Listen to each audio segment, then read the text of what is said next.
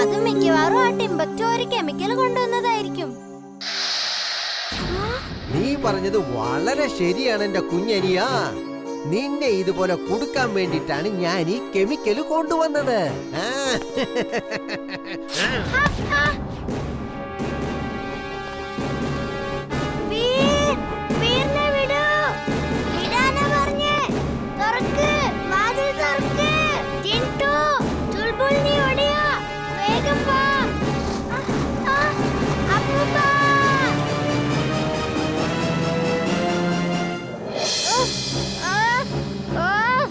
ഇവനെന്റെ ശരീരത്തിൽ എന്തോ കെമിക്കൽ വെച്ചിട്ടുണ്ട്. അതുകൊണ്ടാ എനിക്കിപ്പോ ഇവിടെ നനങ്ങാൻ പറ്റത്തെ. എന്നാ പിന്നെ വേഗം ബോസിനെ ഫോൺ വിളിച്ച് ഈ സന്തോഷ വാർത്ത അങ്ങ് അറിയിച്ചേക്കാം. അപ്പൂപ്പൻ തന്ന സ്പ്രേ പോക്കറ്റിലുണ്ട്, പക്ഷെ എടുക്കാൻ പറ്റില്ലല്ലോ. ബോസേ ഞാനാ ഡോക്ടർ പ്രേം സഹായുടെ റോബോട്ടിനെ പിടിച്ച് അങ്ങോട്ട് വന്നോണ്ടിരിക്കുവാ.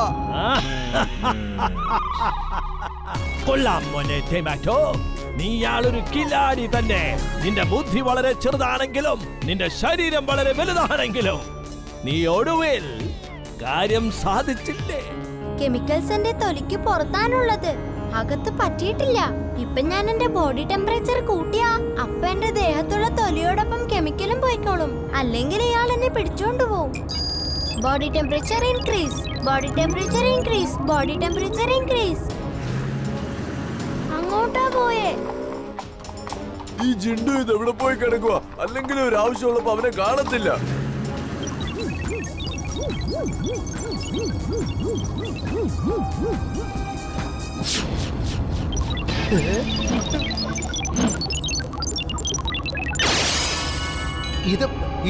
ഇതെങ്ങനെ സംഭവിച്ചത്?